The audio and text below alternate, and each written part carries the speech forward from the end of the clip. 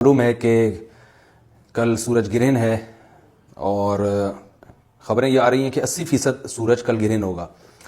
اس بارے میں اسلامی حکام کیا ہیں، شریعت کیا کہتی ہے، اس کے لیے علماء نے سوچا ہے کہ کچھ باتیں عوام تک پہنچائی جائیں، تو اس لیے میں نے بھی ارادہ کیا کہ شرعی حکام اس بارے میں بتائے جائیں، اس میں حکمتیں کیا ہیں۔ رسول اللہ صلی اللہ علیہ وسلم کے دور میں سورج گرہن ہوا ہے۔ آپ صلی اللہ علیہ وسلم کے نرینہ اولاد نہیں تھی، آپ کو اللہ نے اولاد دی اور آپ کے بیٹے کی موت واقع ہوئی۔ یہ ایک بہت بڑا حادثہ تھا اس وقت، کیونکہ عرب میں نرینہ اولاد کی بڑی ویلیو تھی۔ آپ صلی اللہ علیہ وسلم کو اللہ نے بیٹیاں دیں، بیٹا نہیں دی، اور بیٹا دے کے اٹھا لیا، تو ایک بہت بڑا واقعہ تھا، اور اللہ کی قدرت کے اسی دن سورج بھی گرہن ہو گیا۔ تو عرب یہ کہا کرتے تھے، زمانہ جاہلیت میں یہ بات مشہور تھی کہ کوئی بہت بڑا دنیا میں واقعہ ہوتا ہے تو سورج یا چاند گرہن ہو جاتے ہیں۔ اسی دن سورج بھی گرہن ہوا تو یہ بات پھیل گئی کہ محمد صلی اللہ علیہ وسلم سید الانبیاء رسول اللہ صلی اللہ علیہ وسلم کے بیٹے کی چونکہ موت واقع ہوئی ہے، اس لیے سورج گرہن ہوا ہے۔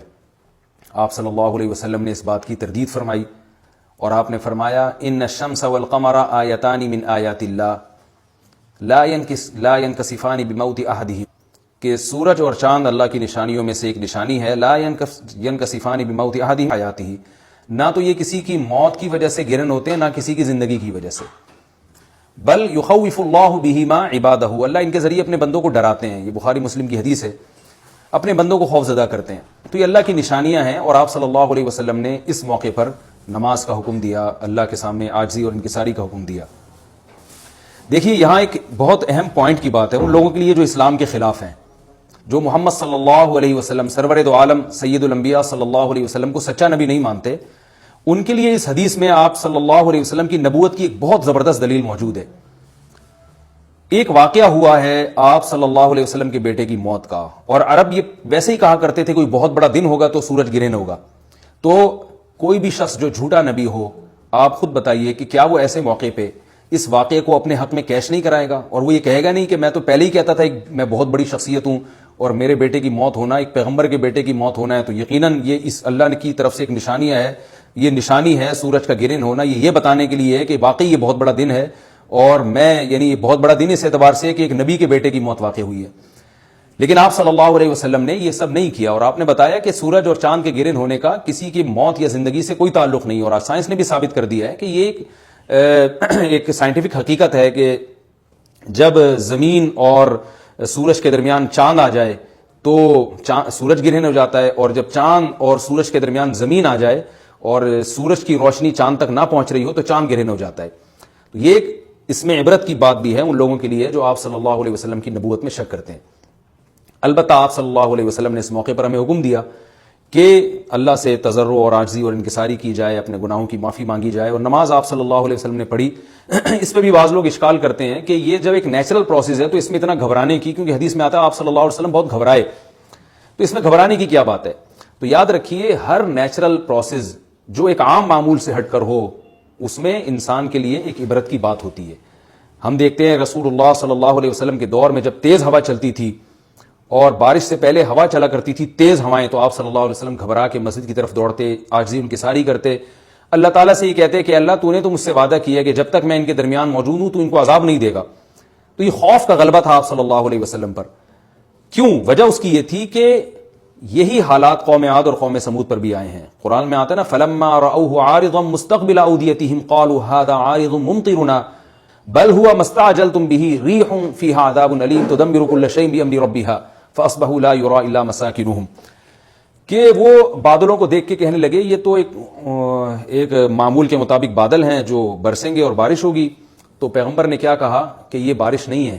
بلکہ یہ وہ عذاب ہے جس کی تم جلدی کیا کرتے تھے، اور اس میں ایک ایسی ہوا ہے جو اللہ کے حکم سے ہر چیز کو ہلاک کر دے گی۔ اور پھر ان پر ایک ہفتہ عذاب آیا، اور قرآن کہتا ہے کہ وہ ایسے پڑھ کے ہلاک ہو گئے کہ فَتَرَى الْقَوْمَ فِيهَا صَرْعَىٰ كَأَنَّهُمْ أَعْجَازُ نَخْلٍ خَاوِيَةٍ، اے مخاطب اگر تو ان کو دیکھتا تو ایسے لگتا کھجور کے تنے ہیں جو اوندھے پڑے ہوئے ہیں۔ تو ایسے ہوا نے ان کو تہس نہس کر دیا۔ تو یہ عام معمول سے ہٹ کے جب بھی اس کائنات میں کوئی تغیر آتا ہے تو اللہ کی نشانیوں میں سے ایک سائنٹیفک حقیقت بھی ہے، اس کی ایک لاجک بھی ہے، لیکن اس کے ساتھ ساتھ اللہ کی نشانیوں میں سے ایک نشانی بھی ہے، اور ایسی نشانی ہے جس سے ہمیں ڈرنا چاہیے کہ اللہ تعالیٰ کو اختیار ہے وہ جب چاہے سورج کی روشنی چھین لے، چاہے کسی بھی طرح سے چھینے۔ اور یہ بھی ایک سائنٹیفک حقیقت ہے جو آپ صلی اللہ علیہ وسلم کی نبوت پر جس نے ایک مہر لگا دی ہے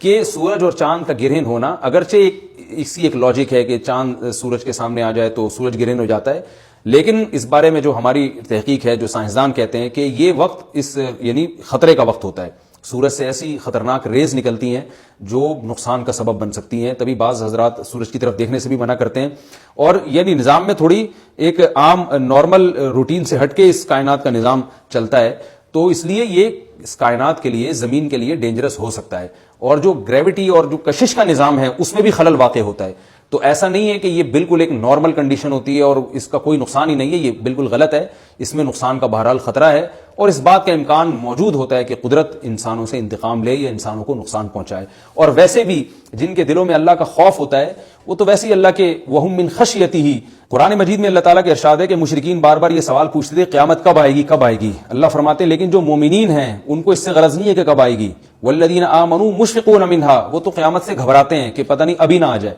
تو جس کے دل میں اللہ کا خوف ہوتا ہے اس کے زندگی گزارنے کا طریقہ کچھ اور ہوتا ہے، وہ بات بات پہ اللہ سے ڈرتا ہے، اس کو اللہ سے ڈرنے کا بہانہ چاہیے، اس کو توبہ کا بہانہ چاہیے۔ تو اس بحث میں پڑھنا کہ یہ تو ایک لاجیکلی ایک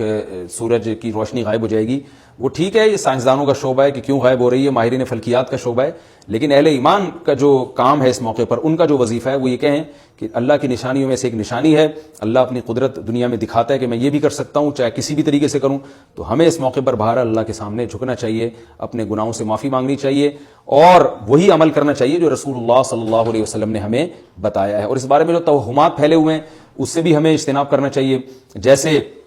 نبی صلی اللہ علیہ وسلم نے عربوں کے وہم کو دور کیا، بھائی اس کا کسی کی موت اور زندگی سے کوئی تعلق نہیں ہے، تو اسی طرح آج کل لوگوں میں ایک سورج اور چاند گرہن ہونے کے بارے میں وہم بھی بہت ہے کہ پتہ نہیں کیا ہو جائے گا، حاملہ عورتیں نہ نکلیں، فلانا نہ کرے، فلانا خربوزہ نہ کھائے، اس موقع پر کسی نے تربوز کھا لیا تو یہ ہو جائے گا، الٹی الٹی باتیں پتہ نہیں کیا کیا مشہور ہیں، یہ خربوزے تربوز کی تو میں ویسے ہی مثال دے رہا ہوں۔ تو کوئی بھی چیز جب کہنی ہو تو پوری طرح سے اس کی ریسرچ کریں، مجھے نہیں پتا حاملہ عورت کو فائدہ ہوتا ہے نقصان ہوتا ہے سورج گرہن ہونے سے، لیکن اگر نقصان بھی ہوتا ہے تو اس کی کوئی مستند دلیل ہونی چاہیے آپ کے پاس، ایسے ہی سنی سنائی باتیں آگے نقل نہ کریں۔